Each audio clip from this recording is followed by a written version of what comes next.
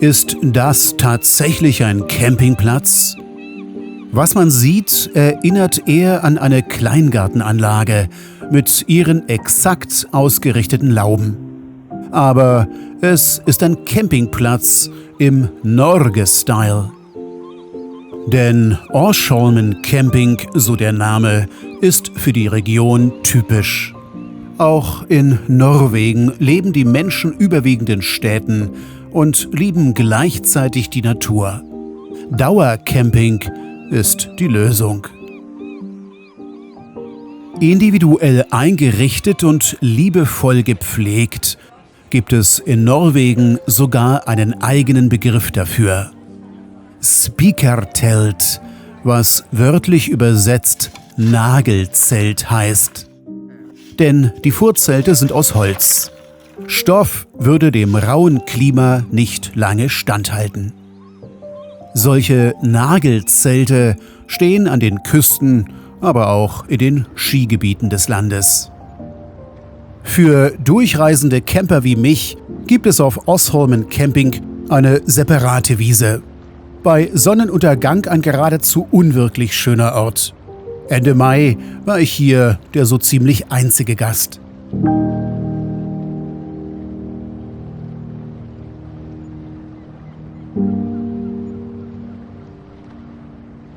Sun up, sun down.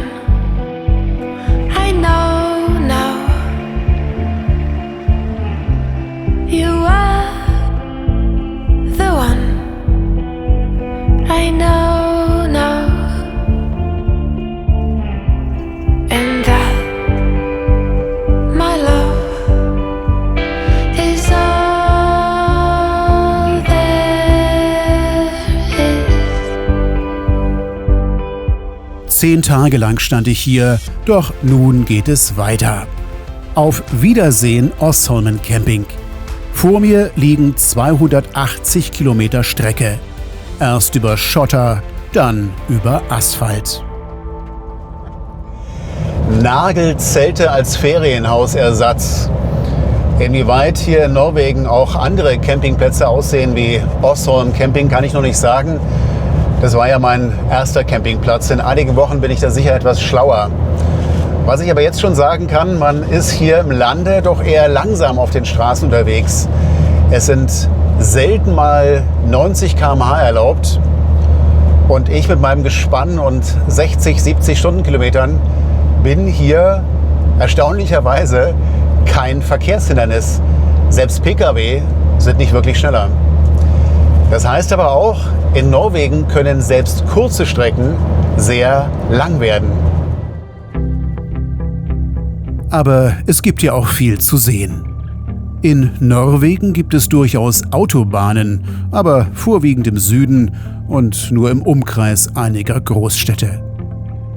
Man fährt hier also überwiegend Landstraße.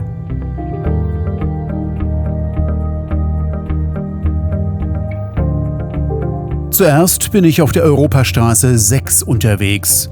Das ist die wichtigste Verkehrsader Norwegens und mit mehr als 3000 Kilometern die längste durchgehende Straße in Skandinavien. Danach geht es auf die Provinzstraße 17, besser bekannt als Kystriksveien. Damit ihr besser nachvollziehen könnt, wo ich langfahre, hier die Karte.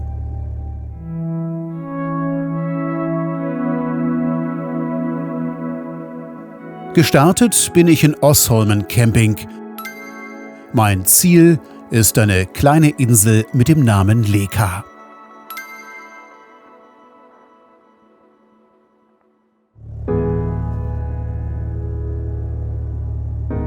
Etwa 100 Kilometer vor Ankunft beginnt Norwegen dann auch immer mehr wie Norwegen auszusehen. Kystriksveien bedeutet übersetzt Küstenreichsweg. Auf dieser FV 17 werde ich in den nächsten Wochen unterwegs sein. Sie gilt als eine der schönsten Reiserouten der Welt.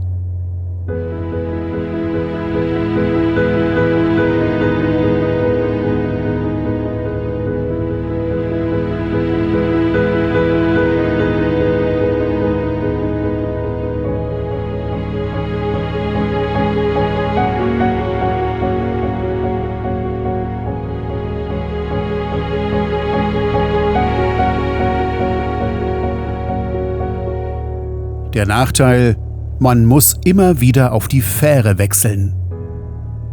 Das ist abwechslungsreich, kann aber auch die Zeitplanung ziemlich durcheinander bringen, wenn man, so wie ich, 5 Minuten zu spät kommt.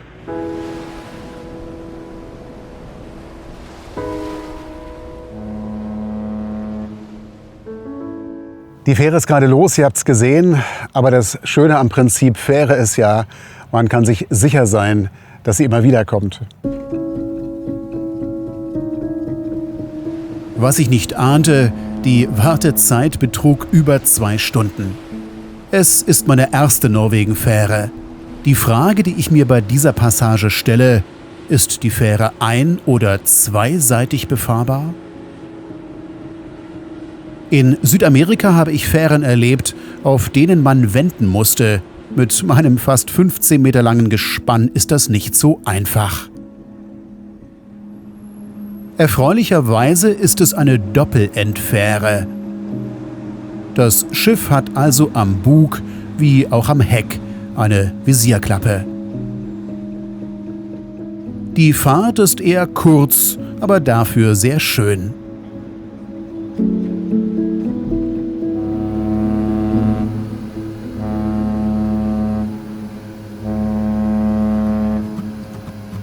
What would we do with a drunken sailor? What would we do with a drunken sailor? What would we do with a drunken sailor early in the morning?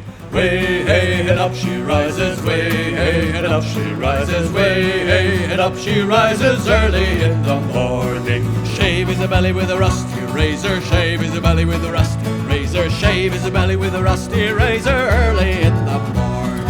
Way hey and up she rises, way hey and up she rises, way hey and up she rises early in the morning. Put him in a longboat till he's sober, put him in a longboat till he's sober, put him in a longboat till he's sober early in the morning.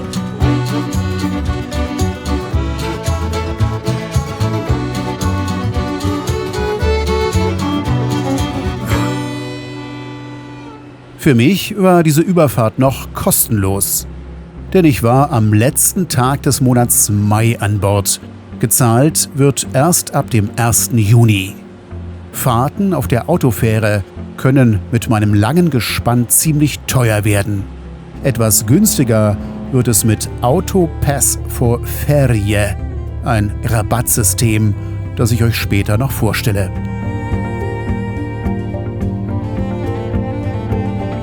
Mein Platz heißt Leka Motel und Camping.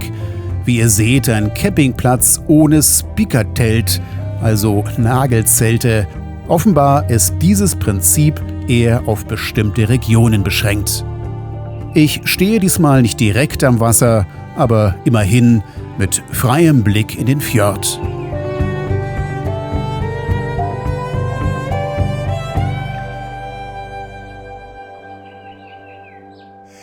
Leka ist etwa 20 Kilometer lang, 10 Kilometer breit.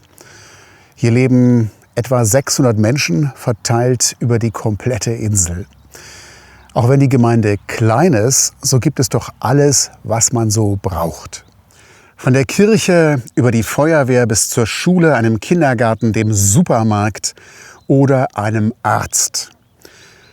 Was mir aufgefallen ist, Leka scheint die heimliche Rasenmäher-Hauptstadt Norwegens zu sein. Jeder hat so ein Gerät, überall fahren sie herum. Außerdem gibt es auf der Insel Löwenzahn ohne Ende und womöglich eine Population von Zwergen.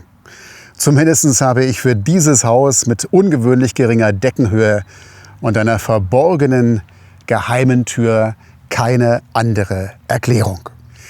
Auf die Insel kommen vor allem Angler, weil die Gewässer hier als sehr fischreich gelten.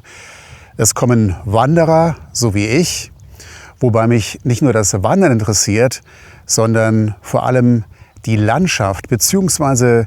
eine Besonderheit innerhalb dieser Landschaft, die in Europa ziemlich einmalig ist.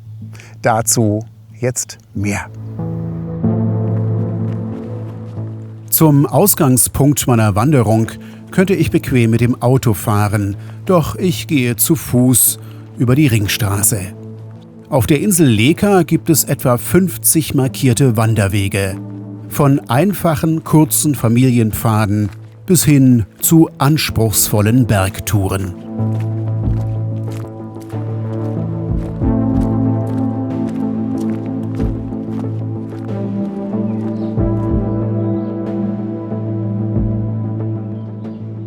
Meine Strecke heißt Herlaugsloipa. Ein Rundkurs durch das Hochland der Insel. Er wird als schwer eingestuft. Man sollte also halbwegs trittsicher sein. Erst einmal geht es nach oben. Mein erstes Ziel auf dieser Wanderung ist der höchste Punkt der Insel, der Gipfel Vattind.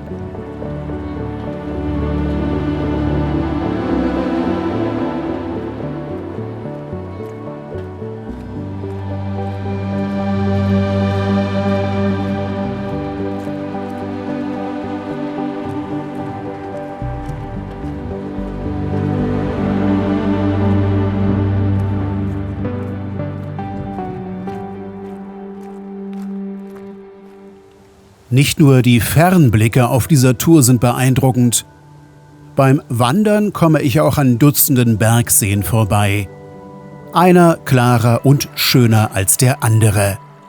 Nicht umsonst wurde die Herlaugsloipa schon einmal zu einer der schönsten Wanderrouten Skandinaviens gekürt.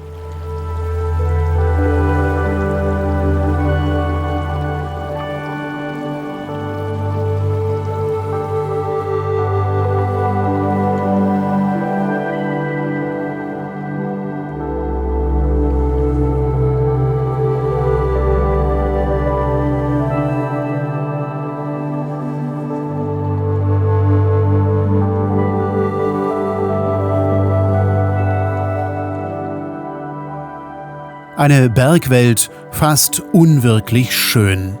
Doch der Aspekt, der mich bei dieser Wanderung am meisten interessiert, ist die Geologie der Insel Leka.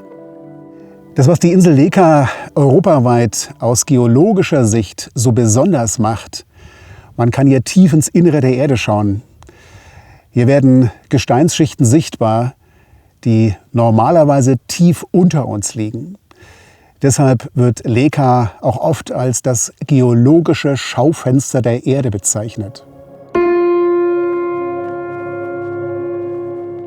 Um in dieses Schaufenster hineinzuschauen, muss ich erst einmal quer durch das Hochland laufen, auf die andere Seite der Insel. Es geht durch eine urtümliche Landschaft, die aussieht wie die Kulisse für einen Science-Fiction-Film über ferne Welten.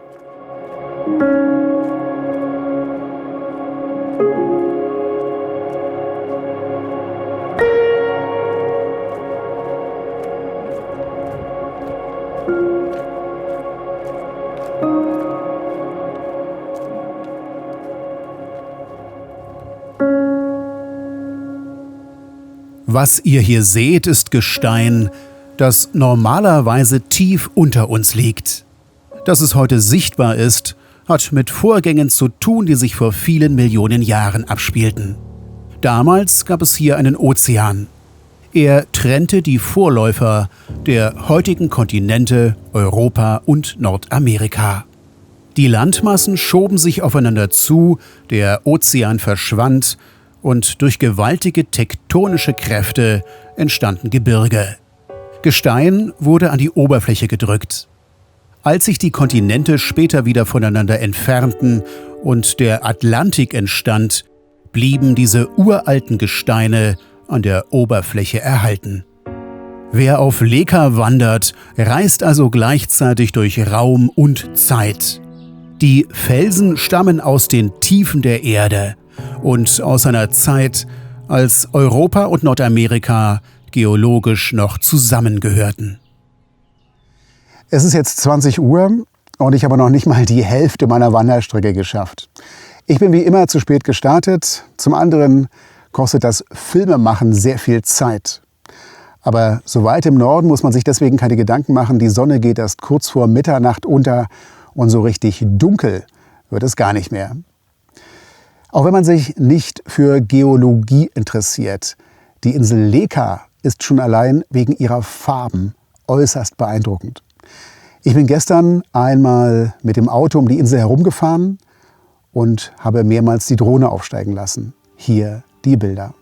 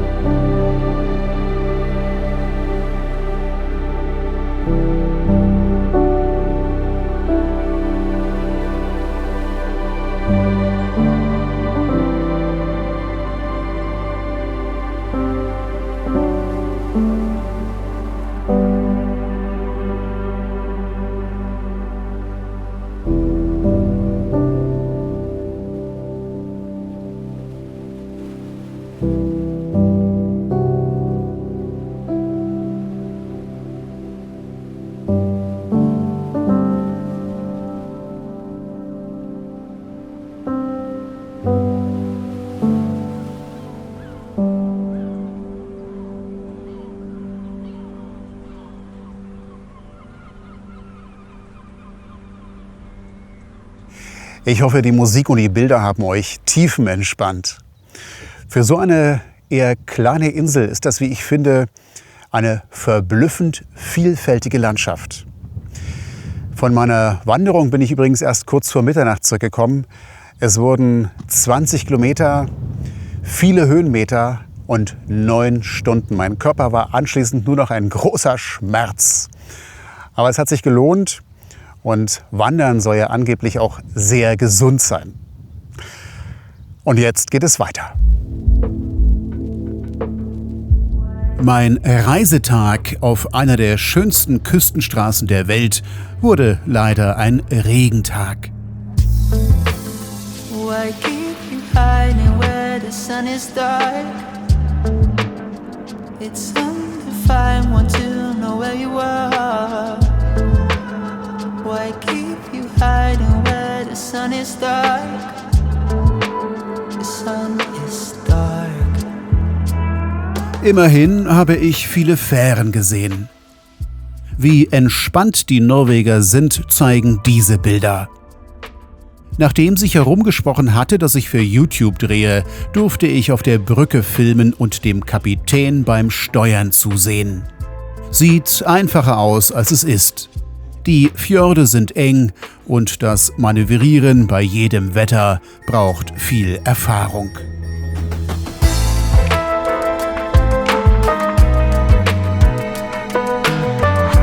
The sun is dark.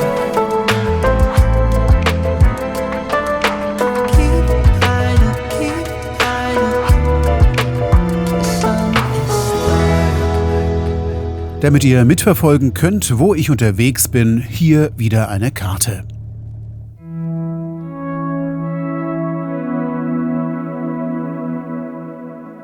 Gestartet bin ich auf der Insel Leka. Es geht auf der Kystriksveien, der Küstenstraße 17, weiter nach Norden. Mein Ziel ist Offersøy Camping. Die Strecke beträgt etwa 160 Kilometer.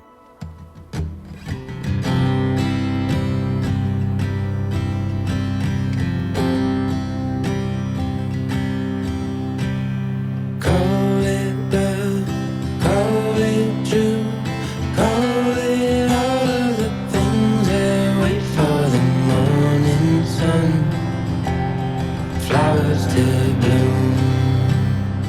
Auf dieser Etappe nutze ich 4 Fähren. Das sind für mich mehr Schiffsfahrten als in den vergangenen 10 Jahren zusammen. Dabei sehe ich ganz unterschiedliche Typen. Geschlossene Fähren, offene Fähren wie ein Cabriolet, Fähren mit Dieselmotor und andere, die rein elektrisch unterwegs sind.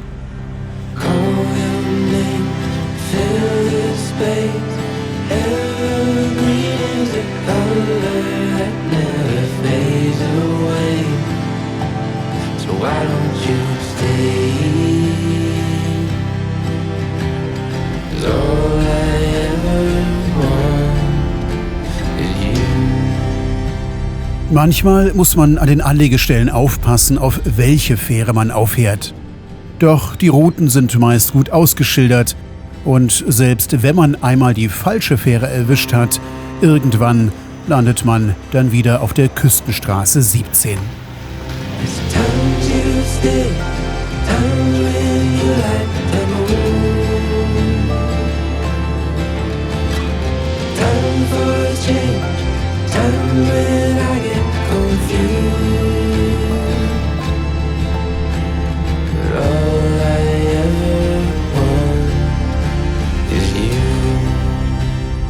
Das System der Fährverbindungen in Norwegen kann man nur bewundern.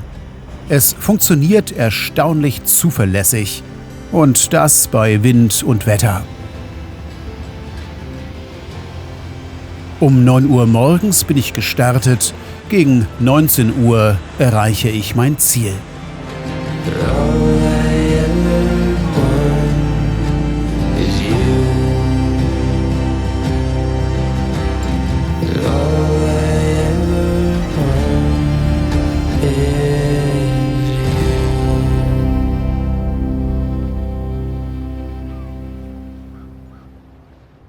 Mein Campingplatz heißt Offersøy Camping Helgeland. Er liegt direkt an der Küstenstraße 17 und Offersøy heißt auch die Insel, auf der ich mich hier befinde, wobei man kaum merkt, dass man auf einer Insel ist, denn Offersøy ist über Brücken, Dämme und Fähren sehr gut an das Festland und die umliegenden Inseln angebunden.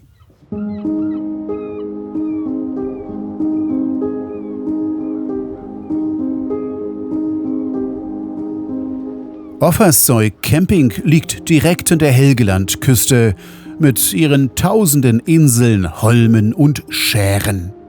Es gibt Stellplätze für Caravans und Wohnmobile, außerdem Bungalows zur Miete. Und auch hier stehen wieder Spikertelt, die typisch norwegischen Nagelzelte, in einer Bandbreite von schlicht bis erstaunlich luxuriös.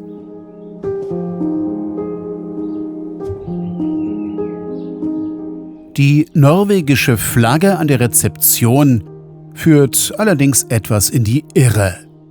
Betrieben wird der Platz von Niederländern, von Martin, das ist der Mann auf der Leiter, und seiner Frau Irma. Vor 5 Jahren kamen beide nach Norwegen. Ihr Sohn Mees, der junge Mann, folgte im vergangenen Jahr. Er kam gemeinsam mit seiner Frau und 2 Kindern. Für uns sind die norwegische Freiheit und die Natur sehr wichtig. Wir können hier gemeinsam und sicher leben. Außerdem habe ich als Historiker eine Arbeit gefunden, die mich sehr interessiert.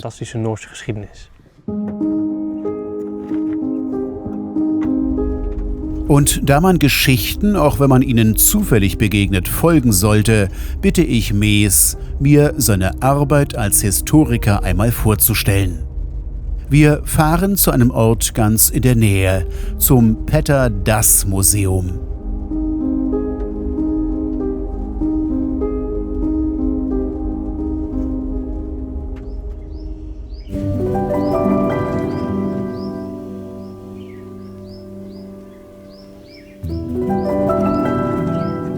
Petter Dass war Pfarrer und Dichter. Er gilt als einer der bedeutendsten norwegischen Autoren des Barock. Seine Wirkungsstätte war die Helgelandküste.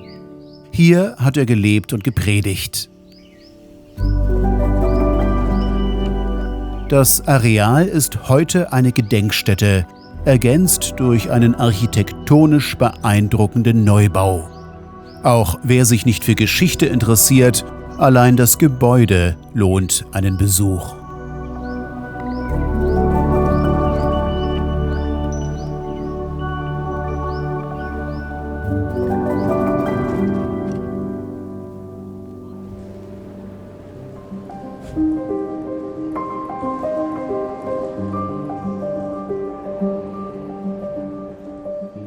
Hier arbeitet Mees, der 25-jährige Niederländer, der seit einem Jahr in Norwegen lebt.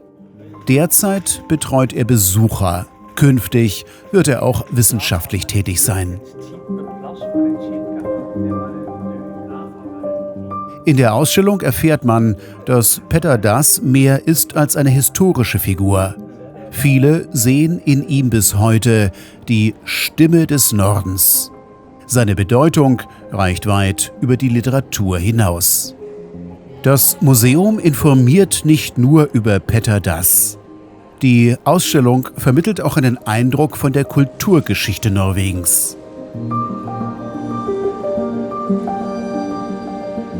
Petter Dass gehörte zu den Ersten, die ausführlich über das Leben im Norden Norwegens geschrieben haben.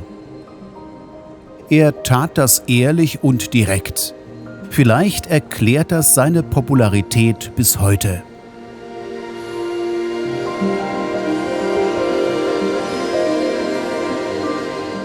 Durch Zufall erlebe ich den Auftakt der Petter Dass-Tage.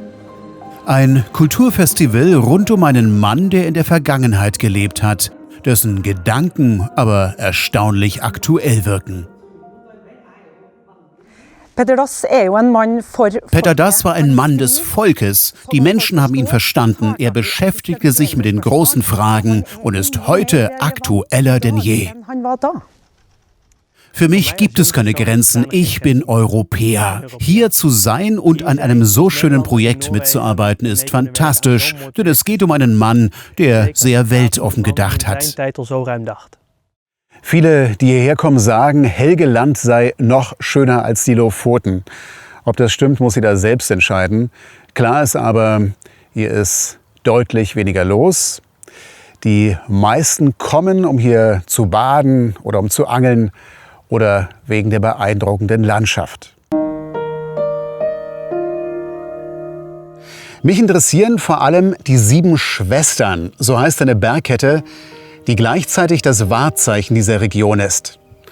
Um die 7 Gipfel rankt sich auch eine alte Sage aus der nordischen Mythologie, die ich euch gleich erzähle. Das Massiv ist rund 15 Kilometer breit, die höchsten Gipfel reichen über 1000 Meter hinaus und genau dort will ich heute hinauf. Mein Ziel ist die Bottenkrona, mit über 1000 Metern der höchste Gipfel der 7 Schwestern. Und zu dieser Tour nehme ich euch jetzt gerne mit. Ich starte mit dem Auto. Es ist eine Anfahrt von wenigen Kilometern. Des Syv Söstre, zu Deutsch die 7 Schwestern, sind geologisch gesehen ein Teil des skandinavischen Gebirges. Die Menschen hier erzählen jedoch eine andere Geschichte. Einst sollen die 7 Gipfel 7 wunderschöne Trollschwestern gewesen sein. Auf der Flucht vor einem Verehrer wurden sie von der Sonne überrascht und erstarrten zu Stein. So entstanden der Legende nach die 7 markanten Berge, die bis heute die Küste von Helgeland prägen.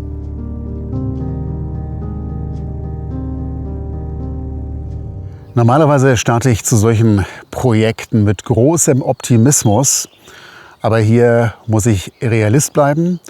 Es ist jetzt Anfang Juni, auf den Bergen liegt teilweise noch Schnee, beziehungsweise es taut und das Wasser ist noch nicht abgeflossen. Ich probiere es. Es kann aber sein, dass ich nach der Hälfte oder wann auch immer abbrechen muss. Hier irgendwo oben liegt mein Ziel, der Bottenkrona, mit etwas mehr als 1000 Metern der höchste Gipfel der 7 Schwestern.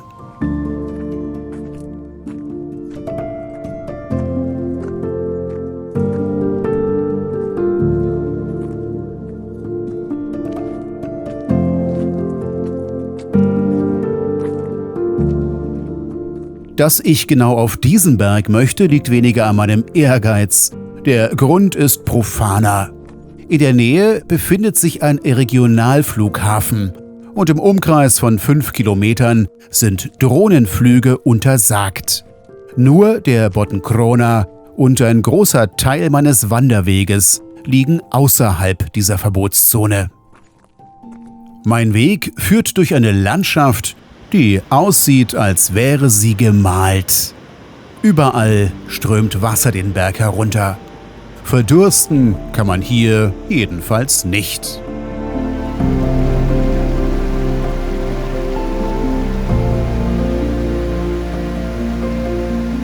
Wie sich im Laufe der nächsten Stunden noch zeigen wird, ist es nicht das Schmelzwasser, das den Aufstieg erschwert. Es ist einfach der hohe Schwierigkeitsgrad dieser Strecke.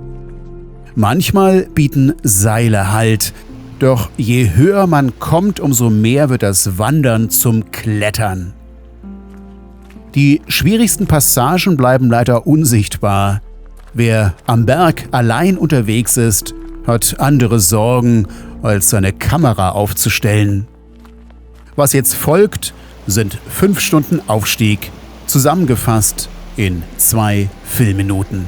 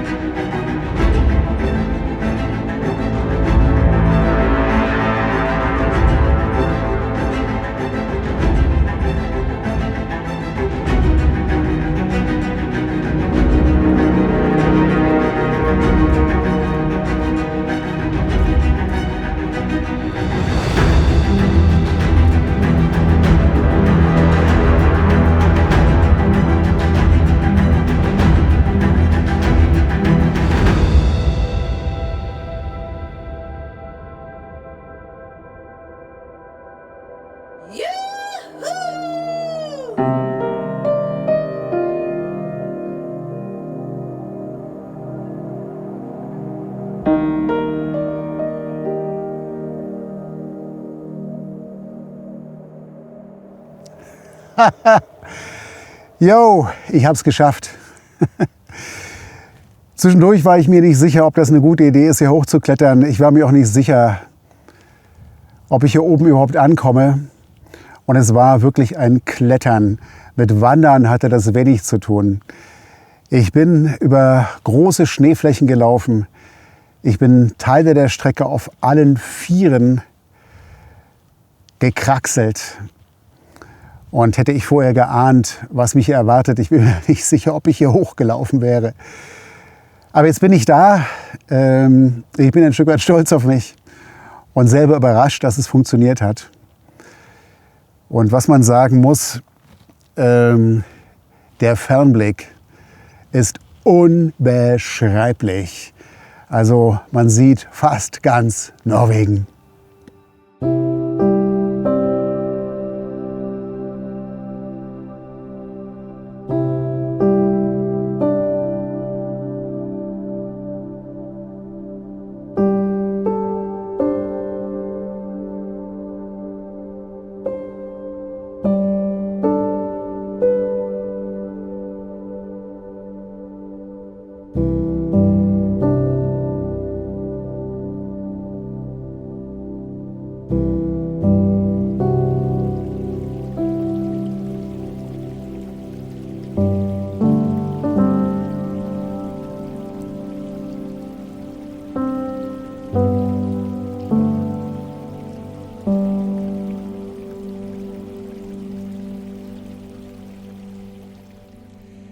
Die Besteigung der Bottenkronna war ein Erlebnis, was ich nie vergessen werde. Eine schöne Tour, aber sie hatte es in sich. Erst 1000 Meter nach oben, dann 1000 Meter nach unten. Insgesamt war ich 12 Stunden unterwegs und erst morgens 2:30 Uhr auf dem Campingplatz. Immerhin gab es auf dem Rückweg noch eine kleine Überraschung. Direkt am Straßenrand lief plötzlich dieser Elch. Beeindruckend war aber auch das Licht in dieser Nacht. Dazu muss man wissen, dass es hier im Moment nicht wirklich dunkel wird. Die Sonne verschwindet nur kurz hinter dem Horizont, ohne wirklich unterzugehen. Der Sonnenuntergang geht nahtlos in einen Sonnenaufgang über, was wirklich beeindruckend aussieht. Und jetzt geht meine Reise weiter.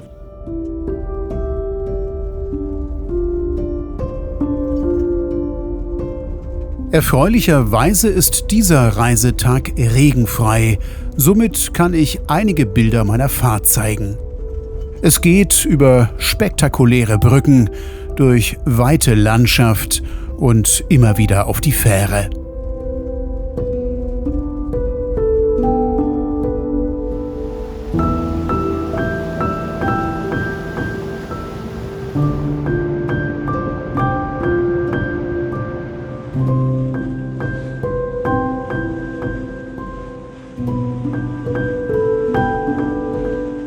Wenn man in Norwegen auf dem Wasser unterwegs ist, so fallen sofort zwei Dinge ins Auge. Alles ist gut organisiert und allein die Zahl der Schiffe und Verbindungen beeindruckt. Wer sehen möchte, wie Infrastruktur funktionieren kann, ist in Norwegen richtig. Auf den Schiffen gibt es Aufenthaltsräume für stürmisches Wetter. Wer Hunger hat, versorgt sich selbst. Als Passagier fühlt man sich ernst genommen. Im Inselreich Norwegen gelten Fähren als lebenswichtige Infrastruktur, als maritime Verlängerung des Straßennetzes. Es gibt sie in klein und groß, es gibt Fähren als Schnellverbindung für Passagiere oder für Fracht.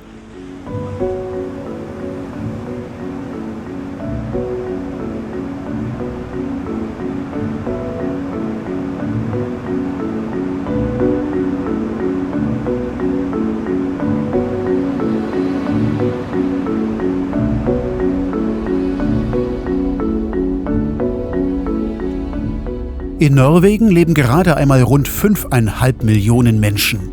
Gleichzeitig ist das Land größer als Deutschland. Wie man bei dieser Bevölkerungsdichte selbst entlegene Regionen zuverlässig versorgt, ist mir ein Rätsel. Irgendwer muss diese Tunnel schließlich gebaut haben und irgendwer hält die Straßen in Schuss. Damit ihr verfolgen könnt, wo ich heute unterwegs bin, hier wieder eine Karte.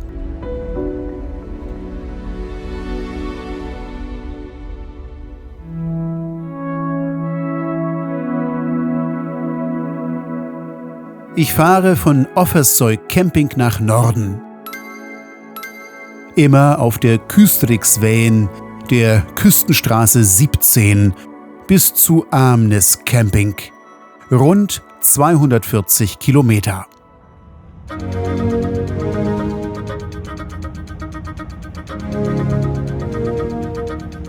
Was da kommt, ist Fähre Nummer 2 an diesem Reisetag. Auf der Küstenstraße 17 lohnt es sich nach meiner Erfahrung kaum, den Reiseplan nach Fährzeiten auszurichten. Manchmal wartet man 5 Minuten, manchmal eine ganze Stunde. Es ist doch unklar, ob man immer mitkommt.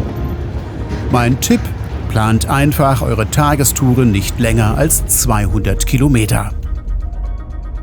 An der Zahl der Fahrzeuge merkt man auch, ab Mitte Juni beginnt in Norwegen die Hauptreisezeit.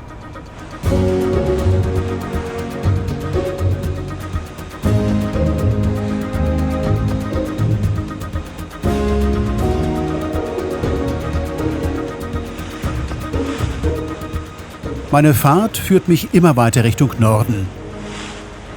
Und auf dieser Fährpassage, die immerhin eine Stunde dauert, überschreite ich eine wichtige geografische Grenze. Ich fahre über den Polarkreis. Ich verlasse jetzt also die sogenannten gemäßigten Breiten und fahre ganz offiziell in die Arktis. Nördlich des Polarkreises gibt es im Sommer Tage, an denen die Sonne nicht mehr untergeht, und im Winter Tage, an denen sie nicht mehr aufgeht. Der Polarkreis trennt also Regionen mit verschiedenen Lichtverhältnissen voneinander. Und er ist in ständiger Bewegung. Da sich die Neigung der Erdachse kontinuierlich ganz leicht verändert, wandert auch der Polarkreis jedes Jahr um einige Meter.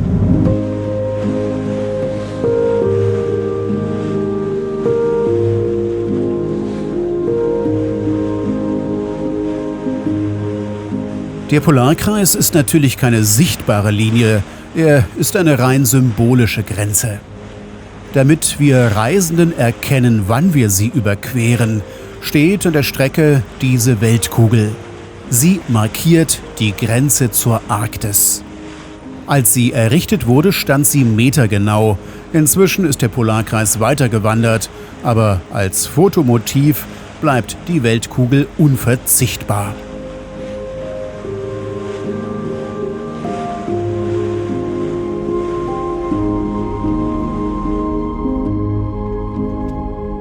Und auch wenn es nur Einbildung ist, ich habe das Gefühl, dass hinter dem Polarkreis die Berge noch höher und die Landschaft noch schroffer ist.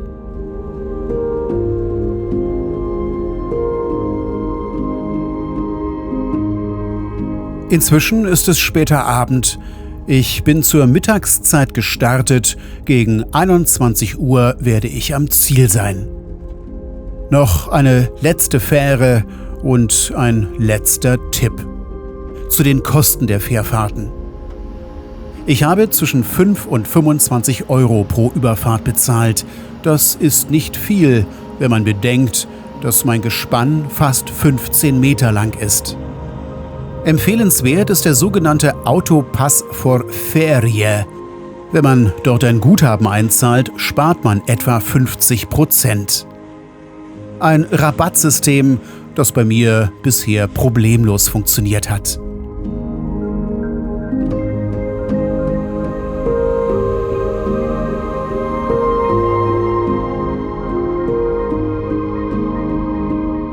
Und dann bin ich angekommen. Amnes Camping, ein wunderbarer und stiller Platz. Mit weißem Sandstrand und freiem Blick bis hinaus aufs Meer.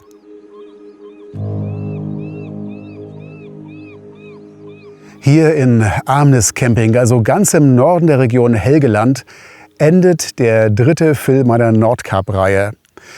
Für die Weiterreise habe ich jetzt 2 Möglichkeiten.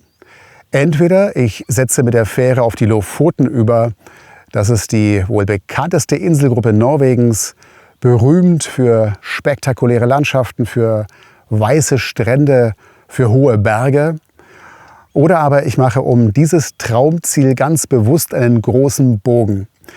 Denn wir haben es jetzt Mitte Juni und das ist der Beginn der Hauptreisezeit hier in Norwegen. Wer dem Kanal schon länger folgt, ahnt vermutlich, wozu ich tendiere. Alle anderen lassen sich einfach überraschen. In 4 bis 6 Wochen gibt es den nächsten Film. Bis dahin bleibt gesund, auf Wiedersehen oder ha de bra, wie man hier sagt. Adieu. Tschüss.